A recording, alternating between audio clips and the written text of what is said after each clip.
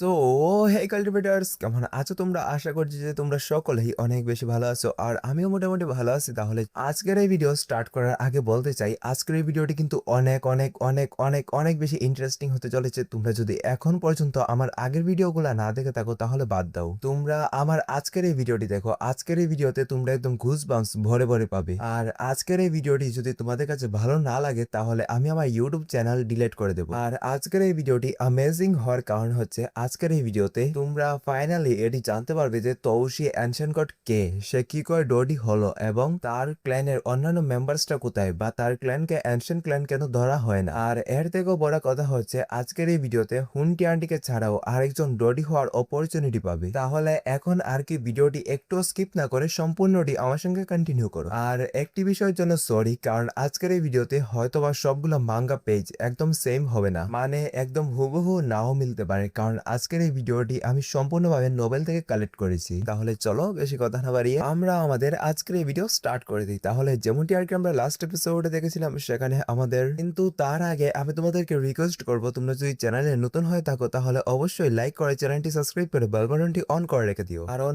বর্তমানে আমার এই চ্যানেলটি অনেক বেশি ডাউন চলছে। তাহলে যেমনটি আর কি আমরা লাস্ট এপিসোডে দেখেছিলাম, সেখানে তারা সকলেই অনেক বেশি ভয় পেয়ে গিয়েছিল, কারণ তারা এখন আর হুনকি আন্টিকে আটকাতে পারবে না। আর ঠিক তখনই সেখানে এগিয়ে আসে আমাদের ড্রাগন এমপ্রেস জোকুন, এন্ড তখন সেখানে ড্রাগন এমপ্রেস জোকুন সেখানকার নীরবতার পরিবেশকে ভেঙে চেঁচিয়ে বলেন, আমরাও চাইলে নিজেদের একজন ডোডি বানাতে পারবো। আর এখন আগে আমাদের এই এপিসোডের স্টার্টিং এ আমাদেরকে লি ইং ইয়ানজিন এন্ড গু ইউয়ানের রিয়াকশন দেখানো হয়। সেখানে তারা সকলেই অনেক বেশি অবাক হয়েছিল, তারা এখন কি বলবে তারা সেটা পর্যন্ত বুঝতে পারছিল না। কিন্তু সেখানে গু ইউয়ান নিজের শকনেসে ভরা এক্সপ্রেশনস এর সঙ্গে জাস্ট এতটুকুই বলতে পারছে, কি ব্রাদার্স জোকুন, আমরাও নিজেদের একজন ডোডি বানাতে পারবো। কিন্তু সেখানে উপস্থিত কেউই আমাদের ড্রাগন এমপ্রেস জোকুনকে বিশ্বাস করতে পারছিল না, কারণ বিগত 10,000 বছর ধরে এই ডোজির কন্টিনেন্টে কেউই ডোডি হতে পারেনি, তাই এই ডোডির র্যাঙ্ক তাদের জন্য কোনো দুঃস্বপ্ন থেকে কম কিছু নয়। তারপর সেখানে ইয়ানচিন চেঁচিয়ে বলে, আরে ব্রাদার জোকুন, আমাদের পাগল হওয়ার টাইম এখনো আসেনি। আমরা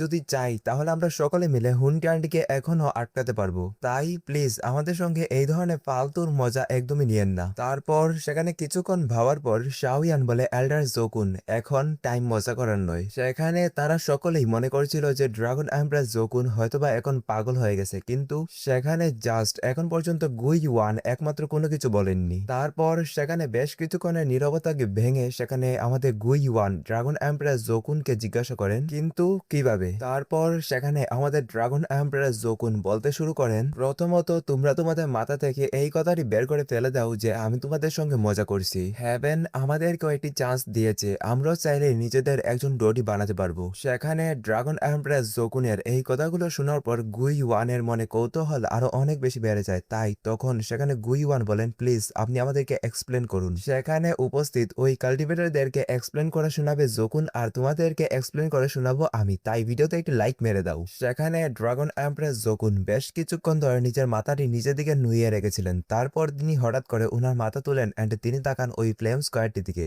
আর তখন সেখানে জোকুন বলছিলেন, ওই তৌসি অ্যানশিয়েন্ট কেভের ভিতর জাস্ট সেই টিআরডি এমব্রিয়নিক পিলটি একমাত্র অমূল্য সম্পদ ছিল না, বরং সেই টিআরডি এমব্রিয়নিক পিল থেকেও অমূল্য একটি সম্পদ ছিল ওই তৌসি অ্যানশিয়েন্ট কেভটির ভিতর। সেখানে ড্রাগন এমপ্রেস জোকুনের মুখ থেকে এই কথাগুলো শোনার পর সেখানে উপস্থিত কাল্টিভেটরদের জান অলমোস্ট বেরিয়ে যাচ্ছিল। তারপর সেখানে শাওয়ান নিজের কৌতূহলকে আর থামাতে পারে না, এন্ড সে সঙ্গে সঙ্গে জিজ্ঞাসা করে, তাহলে কি ওই ফ্লেম স্কোয়ারটি বেশি ইম্পর্টেন্ট? এটি বলার সঙ্গে সঙ্গে সেখানে শাওয়ান ওই ফ্লেম স্কোয়ারটির দিকে তাকায়, যেটি সেখানে ড্রাগন এমপ্রেস জোকুন এন্ড জিয়া মিলে ওই তৌসি অ্যানশিয়েন্ট কেভের ভিতর থেকে নিয়ে চলে এসেছিল। তারপর সেখানে জোকুন বলছিলেন, যেহেতু আমরা এখন হুনটি আন্টিকে কিছুই করতে পারবো না, তাই আমি ভেবেছিলাম আমরা আমাদের ফ্রি টাইমে ওই তৌসি অ্যানশিয়েন্ট কেভটির ভিতরে কিছু সার্চ করি। সেখানে বেশ কিছুদিন ধরে খোঁজাখুঁজি করার পর আমি কি পেয়েছি জানো? এটি বলার পর সেখানে ড্রাগন এমপ্রেস জোকুন থেমে যান, এবং সেখানে ড্রাগন এমপ্রেস জোকুনের হঠাৎ করে এইভাবে থেমে যাওয়ার কারণে সেখানে উপস্থিত সবগুলা কাল্টিভেটরের হার্টবিট থেমে যায়।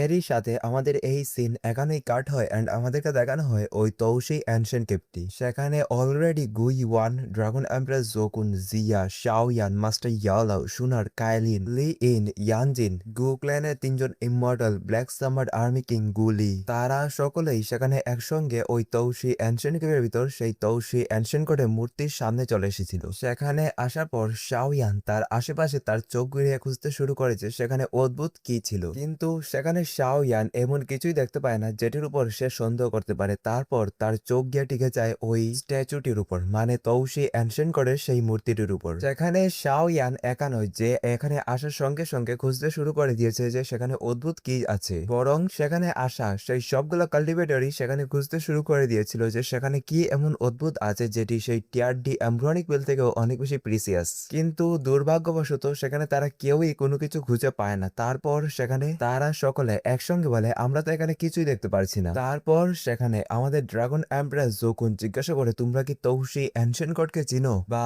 তোমরা কি তৌসি অ্যানশিয়েন্ট গডের অরিজিন সম্পর্কে কোনো কিছু জানো? আর তখন সেখানে জোকুনের এই প্রশ্নটি শোনার পর তারা সকলেই অনেক বেশি অবাক হয়ে গেছিল এন্ড তারা বলে না। কিন্তু আমরা দেখতে পাই গুই ওয়ানকে, তিনি সেখানে কিছু একটা বলতে শুরু করে দিয়েছেন। আর তখন সেখানে গুই ওয়ান বলছিলেন আমি তৌসি অ্যানশিয়েন্ট গডকে সম্পূর্ণভাবে তো জানি না, কিন্তু সামান্য কিছু কিছু আন্দাজ লাগাতে পেরেছি। তারপর সেখানে গুই ওয়ান বলতে শুরু করেন তৌসি অ্যানশিয়েন্ট গড অনেক বেশি মিস্টেরিয়াস পারসন। অ্যানশিয়েন্ট টাইমে এই ডোচির কন্টিনেন্টে এমন অনেক পারসন ছিল যারা একদম পিক 9 স্টার ডোস্যাং এ পর্যায়ে গিয়ে বসেছিল, কিন্তু সেখানে তাদের মধ্যে কেউই ডো দিতে ব্রেক করতে পারছিল না। কিন্তু তখনই হঠাৎ করে না জানি কোথা থেকে এই তৌসি অ্যানশিয়েন্ট গড বেরিয়ে চলে এসেছিল। আর তখন সে একজন ডোডি ছিল।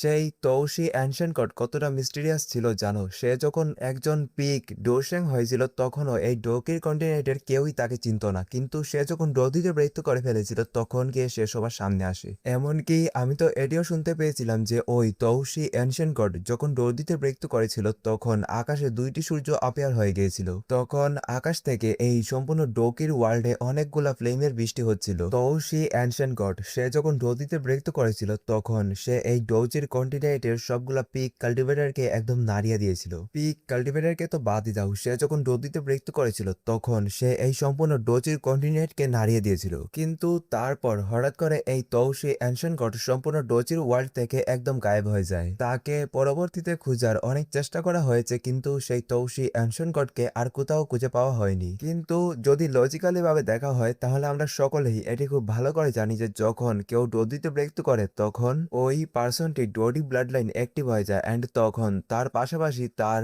ব্লাড রিলেটেড যারা আছে অথবা তার ক্ল্যানে যেই সব মেম্বারগুলো আছে তাদের স্ট্রেংথ হঠাৎ করে বেড়ে যাওয়ার কথা। কিন্তু যদি বলা হয় তৌসি অ্যানশিয়েন্ট গডের কথা তাহলে ওনার ক্ষেত্রে এই ধরনের কিছুই ঘটেনি।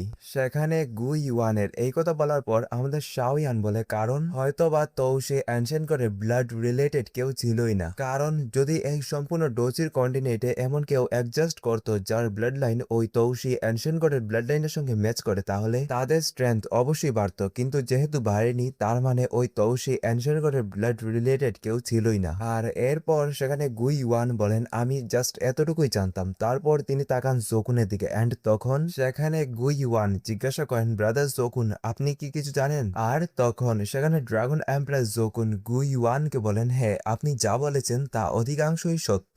তারপর সেখানে ড্রাগন এমপ্রেস জোকুন তাকান ওই মূর্তিটির দিকে এন্ড তখন সেখানে ড্রাগন এমপ্রেস জোকুন জিজ্ঞাসা করেন তাহলে এটা তো আপনারা সকলেই জানেন যে বর্তমান ডোজির কন্টিনেন্টে 22টি হেভেনলি ফ্লেম এক্সিস্ট করছে এবং সেই ফ্লেমগুলোর মধ্যে অলমোস্ট সবগুলা ফ্লেমই আমরা দেখে ফেলেছি, কিন্তু আপনারা কেউ কি ফার্স্ট র্যাঙ্কের হেভেনলি ফ্লেমকে কখনো দেখেছেন? এন্ড জোকুনের মুখ থেকে এই কথা বেরোবার সঙ্গে সঙ্গে সেখানে তাদের সকলের রিয়াকশন অনেক বেশি সিরিয়াস হয়ে যায়। সেখানে শাও ইয়ান তার বুকের বাম পাশে ধরে ফেলে কারণ সেখানে তার হার্ট অনেক জোরে জোরে বিট করছিল। তারপর সেখানে তারা সকলেই একজন আরেকজনের মুখের দিকে তাকায়, তারপর তারা জোকুনের দিকে তাকিয়ে না বলে দেয়। কিন্তু সেখানে শাও ইয়ান অনেক বেশি শকড হয়ে ভাবছিল যে ফার্স্ট র্যাঙ্কের হেভেনলি ফ্লেম কোনটি হতে পারে, কারণ এখন পর্যন্ত ডোচির কন্টিনেন্টে যতগুলা মানুষ অ্যাপিয়ার হয়েছে তার মধ্যে শাও ইয়ানের কাছে হেভেনলি ফ্লেম সম্পর্কে সব থেকে বেশি নলেজ আছে, কারণ আমাদের শাও ইয়ান একমাত্র পার্সন যে একসঙ্গে 6টি হেভেনলি ফ্লেমকে ফলো করছে। আর আমাদের শাও ইয়ান এটি খুব ভালো করেই জানতো যে nihility devouring flame and purifying demonic lotus ফ্লেমের উপরও আরেকটি ফ্লেম আছে, কিন্তু সেই ফ্লেমটি কি অথবা সেই ফ্লেমের নামটি কি সেটি আমাদের শাও ইয়ান জানতো না। তাই তখন সেখানে শাও ইয়ান অনেক বেশি শকড হয়ে বলে সিনিয়র জোকুন আপনি কি জানেন? তারপর সেখানে আমাদের ড্রাগন এম্পায়ার একটি স্মাইল দেন এন্ড তিনি বাকিদের দিকে তাকিয়ে বলেন তাহলে তোমরা কি জানো যে ফার্স্ট র্যাঙ্কের হেভেনলি ফ্লেমটি কোথায় আছে? আর এই প্রশ্নটি শোনার পর তো সেখানে তারা সকলে আরো অনেক বেশি অবাক হয়ে যায়, কারণ তারা কেউই ফার্স্ট র্যাঙ্কের হেভেনলি ফ্লেমের অস্তিত্ব সম্পর্কে কোনো কিছু জানে না। তাই এটিও তো হতে পারে যে এই ডোজির কন্টিনেন্টে ফার্স্ট র্যাঙ্কের হেভেনলি ফ্লেম হিসাবে কোনো ফ্লেমই এক্সিস্ট করছে না। কিন্তু সেখানে তাদের সকলের ফেসের তাদের রিয়াকশন দেখে আমাদের ড্রাগন এম্প্রেস জোকুন এটি খুব ভালো করেই বুঝে যান যে তারা কেউই ফার্স্ট র্যাঙ্কের হেভেনলি ফ্লেম সম্পর্কে কোনো কিছু জানেন না। তাই তখন সেখানে ড্রাগন এম্প্রেস জোকুন তাদেরকে এক্সপ্লেন করে শোনাতে শুরু করেন এই ডোজির কন্টিনেন্টের সবগুলা জীবিত জিনিসের একটি সোল আছে অ্যান্ড হেভেনলি ফ্লেমের সম্পর্কেও এই কথাটি একদম সত্য। আর এখন যতটুকু আমি জানি আর কি, অনেক বছর আগে এই ডোজির ওয়ার্ল্ডে একটি ফ্লেম আপিয়ার হয়েছিল।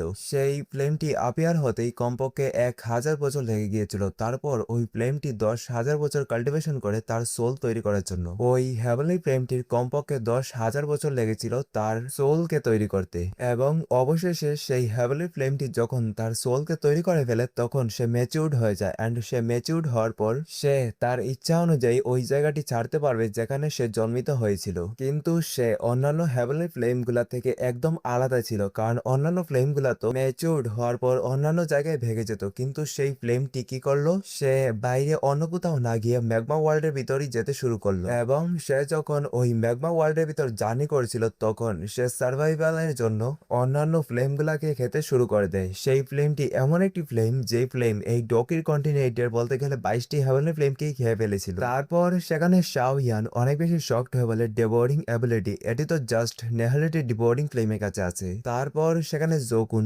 এগেইন একটি স্মাইল দেয় অ্যান্ড তখন সেখানে জোকুন বলতে শুরু করেন, তোমার কথা ঠিক আছে, কিন্তু এই ডকির কন্টিনেন্টে যেমন একজন মানুষ একটি পাওয়ারফুল ক্ল্যানে জন্ম নিয়েছে, কিন্তু সে যদি তার থেকেও অনেক পাওয়ারফুল কোনো কাল্টিভেটরের সঙ্গে ফাইট করতে শুরু করে তাহলে এটি খুব সহজেই বলা যায় যে ওই স্পেশাল ক্ল্যানের ছেলেটি হেরে যাবে, কারণ সে তার থেকে অনেক বেশি পাওয়ারফুল লোকের সঙ্গে ফাইট করতে পারবে না। হেভেনলি ফ্লেমের ক্ষেত্রেও ঠিক এরকমটাই হয়, যে এই ফ্লেমগুলা একটু দুর্বল হয় সেই ফ্লেমগুলাকে অন্যান্য ফ্লেমগুলা ডিভোবার করে ফেলে, মানে সেই দুর্বল ফ্লেম থেকে পাওয়ারফুল ফ্লেমটি ওই ফ্লেমকে ডিভোবার করে ফেলে। আর ওই হেভেনলি ফ্লেমটির সংখ্যাও কিছুটা এরকমই হয়েছিল। সে যখন হেভেনলি ফ্লেমের র্যাঙ্কিং এর টপ 21টি হেভেনলি ফ্লেমকে খেয়ে ফেলে তখন সে এতটা পাওয়ারফুল হয়ে যায় যে তার সামনে purifying demonic lotus flame and nihility devouring flame তাদের মাথা নোয়াবার জন্য বাধ্য হয়ে যায়। তারপর সেখানে শাও ইয়ান অনেক বেশি শকড হয়ে বলে, হ্যাঁ বুঝতে পেরেছি, এই ডোজির কন্টিনেন্টে হেভেনলি ফ্লেমগুলোকে খোঁজাই একটি কাজ, কিন্তু এই জায়গায় ওই ফ্লেমটি যে জাস্ট ওই 21টি হেভেনলি ফ্লেমকে খুঁজেছে সেটি নয়, বরং সে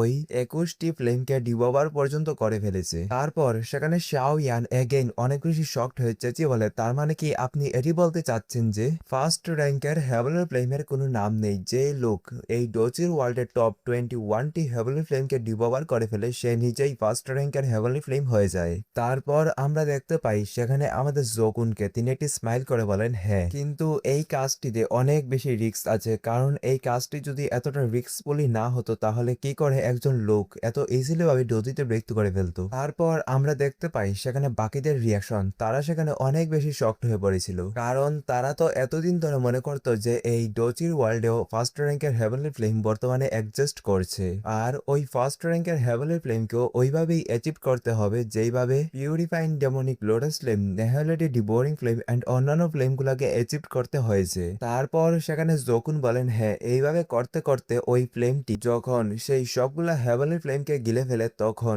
সে একটি পাওয়ারফুল ফ্লেম হয়ে যায় এন্ড সে নিজের একটি নাম ঘোষণা করে, আর সেটি ছিল এমব্রার ফ্লেম। তার কয়েক হাজার বছর পর ওই কাল্টিভেটরটি সেই জায়গা থেকে বেরিয়ে চলে আসে আমাদের ডোজির কন্টিনেন্টে, এন্ড ওই লোকটি যখন আমাদের ডোজির কন্টিনেন্টে চলে আসে তখন সে একটি নতুন নাম পেয়ে যায়। তারপর জোকুন তাকান ওই মূর্তিটির দিকে এন্ড তখন সেখানে জোকুন বলেন, তৌশি অ্যানশিয়েন্ট গড। হ্যাঁ, তৌশি অ্যানশিয়েন্ট গড কোনো মানুষ নয়, তিনি হচ্ছেন ফার্স্ট র্যাঙ্কের heavenly flame, my mean the flame empire. আর তখন আমরা দেখতে পাই সেখানে উপস্থিত বাকিদের রিয়াকশন, তারা সেখানে অনেক বেশি শকড হয়ে পড়েছিল। সেখানে উপস্থিত ওই কাল্টিভেটররা যখন তৌশি অ্যানশিয়েন্ট গডের কথা জানতে পারে তারা সেখানে এতটা শকড হয়ে পড়েছিল যে তারা প্রায় 1 মিনিট শ্বাস নেওয়া অথবা ছাড়ার কথা ভুলে গিয়েছিল। তারপর সেখানে কিছুক্ষণ পর গুই ওয়ান বলেন, ব্রাদার জোকুন, আপনি আমাকে যা যা বলেছেন তা সব কি একদম সত্য?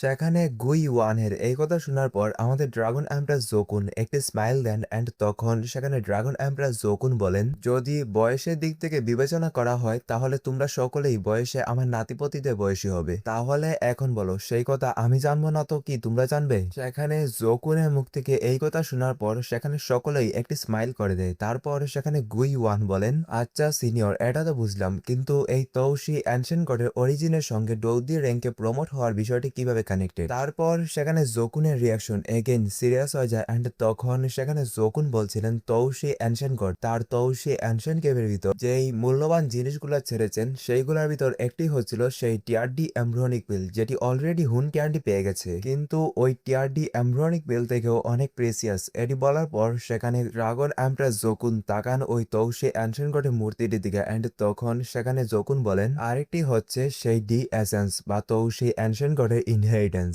এখন যদি কথা উঠে তৌশি অ্যানশিয়েন্ট গডের ইনহেরিটেন্সের, তাহলে সেটি তো বলতে গেলে ওই টিআরডি এমব্রিয়নিক পিল থেকেও অনেক বেশি প্রিসিয়াস, কারণ একজন ডোডির ক্রিয়েট করা একটি পিল এন্ড একজন ডোডির সার দুইটির ভিতর অনেক বড় বড় পার্থক্য।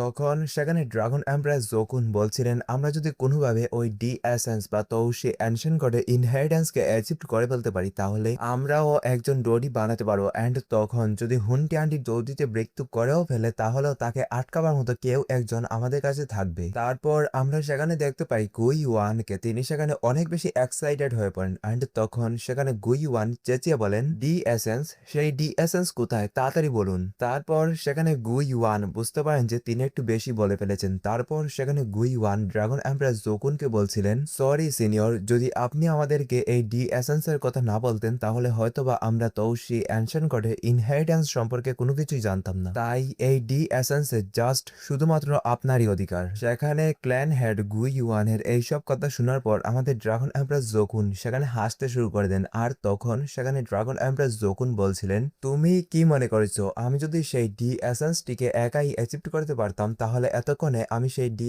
এসেন্সকে অ্যাবজর্ব করে ফেলতাম, কিন্তু আমি হাজার চেষ্টা করার পরও ওই ডি এসেন্সটিকে অ্যাচিভ করতে পারিনি। আর তুমি কি করে এটি ভেবে নিলে যে তৌশি অ্যানশিয়েন্ট গডের ইনহেরিটেন্স এত সহজেই পেয়ে যাওয়া যাবে? আর এখন সেখানে জোকুনের এইসব কথা শোনার পর আমাদের গুই ওয়ান অনেক বেশি চিন্তায় পড়ে যায়, আর তখন সেখানে গুই ওয়ান ড্রাগন এমপ্রেস জোকুনকে বলছিল সিনিয়র আপনি কি কষ্ট করে আমাকে বলবেন ওই ডি এসেন্সটি কোথায়? তারপর সেখানে জোকুন নিজের ডোচিকে অ্যাক্টিভ করে এগিয়ে যায় সেই তৌশি অ্যানশিয়েন্ট গডের মূর্তিটির দিকে, আর তখন সেখানে ড্রাগন এমপ্রেস জোকুন ওই মূর্তিটির সামনে দাঁড়িয়ে বলেন সেই ডি এসেন্সটি ওই মূর্তিটির ভিতর, কিন্তু এই মূর্তিটি এতটা স্ট্রং যে তুমি আর আমি দুইজন যদি একসঙ্গে কম্বাইন অ্যাটাকও করি তাহলে আমরা এই মূর্তিটিকে ভাঙতে পারবো না। সেখানে জোকুনের এই কথা বলার পর আমরা দেখতে পাই যে ধীরে ধীরে তারা সকলেও চলে আসে ওই তৌশি অ্যানশিয়েন্ট গডের মূর্তিটির সামনে। তারপর সেখানে বাকিরা ওই মূর্তিটিকে টাচ করে এন্ড তারা দেখতে শুরু করে সেই মূর্তিটি টাচ করার পর তাদের কোনো কিছু ফিল হয় কিনা, কিন্তু তারা যখন ওই মূর্তিটিকে টাচ করে তখন তারা জাস্ট এটিই ফিল করতে পারে যে সেটি একটি পাথরের মূর্তি।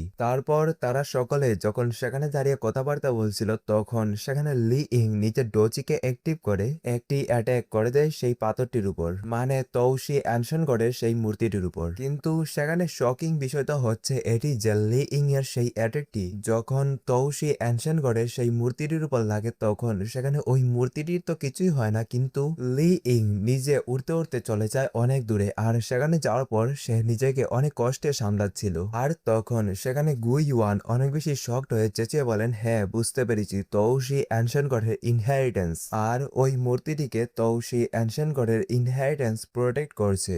তারপর সেখানে গুই ওয়ান এটি ভেবে অনেক বেশি অবাক হয়ে যান যে তিনি যখন সেই তৌশি অ্যানশিয়েন্ট কেভের ভিতর এন্টার করেছিলেন তখন তিনি তৌশি অ্যানশিয়েন্ট গডের মূর্তিটির ভিতর কোনো কিছুই ফিল করতে পারেননি। তারপর সেখানে গুই ওয়ান বলেন এখন এই তৌশি অ্যানশিয়েন্ট গডের ইনহেরিটেন্স আমাদের সামনে, কিন্তু আমরা তৌশি অ্যানশিয়েন্ট গডের এই ইনহেরিটেন্স গুলাকে অ্যাচিভ করতে পারছি না, তাহলে হয়তোবা তৌশি অ্যানশিয়েন্ট গডের ইনহেরিটেন্সকে অ্যাচিভ করার একটি স্পেশাল মেথড অবশ্যই আছে, তাই না ব্রাদার জোকুন? এন্ড তখন আমরা দেখতে পারি জোকুনকে তিনি নিজের মাথা নাড়িয়ে বলেন হ্যাঁ, কিন্তু আমার মনে হয় তৌশি অ্যানশিয়েন্ট গড যেহেতু একজন ফ্লেম এমপ্লয় ছিলেন তাই যে হেভেনলি ফ্লেমের অনেক কাছাকাছি সে কিছু একটা সফলতা পেতে পারে। এন্ড সেখানে জোকুন যখন এই কথা বলে আমরা দেখতে পারি শাও ইয়ানকে তার রিয়াকশন অনেক বেশি সিরিয়াস হয়ে পড়েছিল, কারণ তখন বাকি সকলেই তার দিকে তাকিয়েছিল, কারণ এই ডোচির কন্টিনেন্টে বর্তমানে শাও ইয়ান থেকে বেশি হেভেনলি ফ্লেমের নলেজ আর কারোরই নেই। আর তখন আমরা দেখতে পারি গুই ওয়ানকে তিনি এগিয়ে আসেন সামনে, এন্ড তখন সেখানে গুই ওয়ান বলছিলেন হ্যাঁ শাও ইয়ান এই কাজের জন্য একদম সুইটেবল, কারণ তার পিউরিফাইং ডেমনিক লোটাস ফ্লেম তার বাকি 6টি হেভেনলি ফ্লেমের সঙ্গে মার্জ হয়ে একটি সোল স্পিরিটও ক্রিয়েট করে ফেলেছে, তাই হয়তোবা শাও ইয়ান এই ক্ষেত্রে কিছু একটা সফলতা পেলেও পেতে পারে। আর একবার যখন সেই ডি এসেন্স বাইরে চলে আসবে তখন আমরা সকলে মিলে ডিসাইড করে ফেলবো যে কে ডোদিতে ব্রেক থ্রু করবে। সেখানে যখন এইসব কিছু বলা বলি হচ্ছিল তখন আমরা দেখতে পাই লিডি লিগে সে হঠাৎ করে শাও ইয়ানের শাওয়ানের ভিতর থেকে বেরিয়ে চলে আসে। আর তখন সেখানে লিটিলি একদম কাম ভাবে তাকিয়েছিল ওই তৌসি এনশন করে মূর্তিটির দিকে। এন্ড তখন সেখানে লিটিলি ওই মূর্তিটির দিকে কিছুক্ষণ তাকিয়ে থাকার পর সে সেখানে চেঁচিয়ে বলে ইউবা ইউবা। আর এখন লিটিলি কি বলেছে জানো? সেখানে লিটিলি বলেছে এখন তোমরা নিশ্চিন্ত থাকো, এই মূর্তিটির ভিতর থেকে ডি এসেন্স বের করা আমার বাম হাতের কাজ। লিটিল হি যখন এই কথা বলে আমরা দেখতে পাই সেখানে উপস্থিত সবগুলা মানুষ ঘুরে ঘুরে জাস্ট লিটিল হিকেই দেখে যাচ্ছিল, কারণ সেখানে লিটিল হির এক্সপ্রেশনস একদম চেঞ্জ হয়ে গিয়েছিল, তার মুখে ছিল অনেক বেশি রাগ। তার জন্য তখন সেখানে শাও ইয়ান লিটিলিকে জিজ্ঞাসা করে লিটিলি তুমি ঠিক আছো তো? তারপর সেখানে লিটিলি শাও ইয়ানের দিকে তাকায় এন্ড বলে ইয়েস আমি ঠিক আছি। এন্ড তখন সেখানে সঙ্গে সঙ্গে লিটিলির মুখে তার ওই কিউট স্মাইল এগেইন ব্যাক করে। আর তখন সেখানে শাও ইয়ান বলে হ্যাঁ ট্রাই করো, কিন্তু তুমি নিজের দিকে খেয়াল রেখো তোমার যেন কোনো ক্ষতি না হয়। আর তখন সেখানে লিটিলি বলে হ্যাঁ আচ্ছা ঠিক আছে। এটি বলার পর লিটিলি চলে যায় ওই তৌসি এনশন করে সেই মূর্তিটির সামনে।